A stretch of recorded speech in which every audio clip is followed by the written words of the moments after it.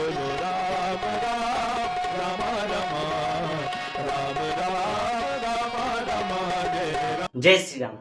द्वादश ज्योतिर्लिंगों की इस कथा में आज हम द्वादशवें अंतिम ज्योतिर्लिंग श्री घुश्मेश्वर ज्योतिर्लिंग के विषय में जानेंगे। इस ज्योतिर्लिंग की कथा इस प्रकार से है।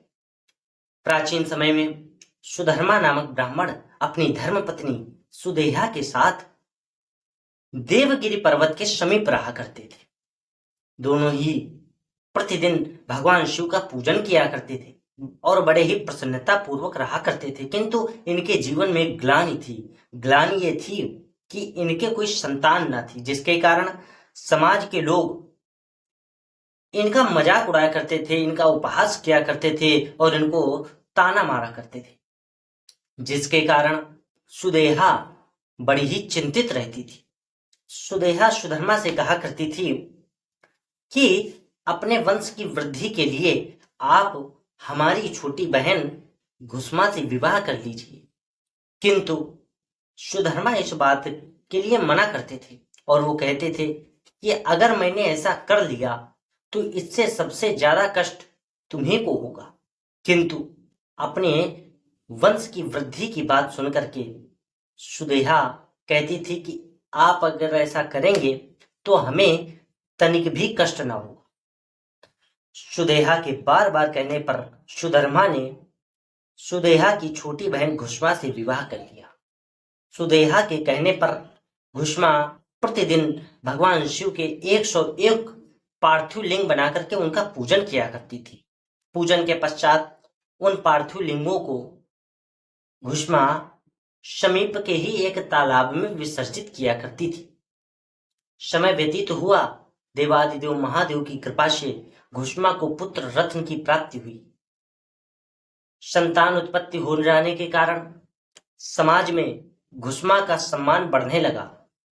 समाज के लोग सुदेहा का और मजाक उड़ाने लगे, जिसके कारण सुदेहा अपनी ही छोटी बहन घुस्मा से ईर्ष्या करने लगी। समय व्यतीत हुआ, घुस्मा के पुत्र का विवाह हुआ और उसके यहाँ पुत्र वधू आई। अब तो सुदेहा घुस्मा से भी ईर्ष्या करती थी, घुस्मा के पुत्र से भी ईर्ष्या करती थी और उसके पुत्र वधू से भी ईर्ष्या करती थी।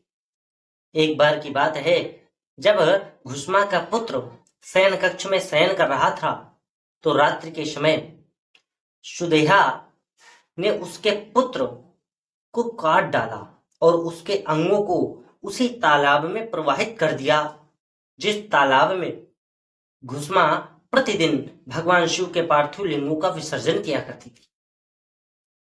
सुबह हुई तो घुस्मा की पुत्र वधू जब उस शयन कक्ष में गई तो उसने वहां पर कहीं भी अपने पति को न देखा और वहां पर उसने रक्त की कुछ बूंदें देखी, जिसके कारण वह बड़ी ही व्याकुल हो गई और वह चिल्ला चिल्ला करके रोने लगी।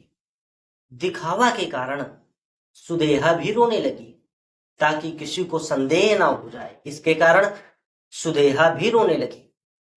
किंतु इन सबसे घुस्मा तनिक भी विचलित ना हुई। वो उस समय भगवान शिव के पार्थिव लिंगों का पूजन कर रही थी। पूजन के पश्चात जब घुस्मा उन पार्थिव लिंगों का विसर्जन करने उस तालाब के पास गई, तब उसने वहां अपने पुत्र को खड़ा पाया। वह समझ गई कि ये तो देवाधिदेव की लीला है और वह न तो प्रसन्न हुई न तो दुखी। उसने भगवान शिव के पार्थिव लिंगों का विसर्जन कर दिया। उसी समय उसके पूजन से प्रसन्न होकर के उसका अपने प्रति अटूट विश्वास देख करके देवादिदेव महादेव वहां प्रकट हो गए और उन्होंने घुस्मा से उसकी बहन सुदेहा के सारे करतूतों के विषय में बताया और देवादिदेव महादेव कहने लगे कि तुम्हारी बहन सुदेहा ने तुम्हारे प्रति जो व्यवहार किया है यह बिल्कुल भी अच्छा नहीं है। मेरे भक्तों के प्रति जो ऐसा व्यवहार करता है मैं उसको नष्ट कर देता हूं और मैं अब तुम्हारी बहन सुदेहा को दंड दूंगा। लेकिन घुस्मा भगवान शिव के चरणों में विनती करके बोली कि हे महादेव, आप तो कृपा के भंडार हैं, आप तो दीनों पर दया करने वाले हैं, आप मेरी बहन को क्षमा कर दीजिए। घुसमा की ऐसी उदारता देख करके भगवान भूत भावन शंकर प्रसन्न हो गए और उन्होंने घुसमा से उत्तम वर मांगने को कहा। घुसमा ने भगवान शिव से यह वर मांगा कि अगर आप मुझ पर प्रसन्न हैं तो आप इसी स्थान पर विराजमान हो जाइए। भगवान शिव ने अपना ज्योतिर्लिंग स्वरूप वहां पर प्रकट कर दिया और भगवान शिव विराजमान हो गए।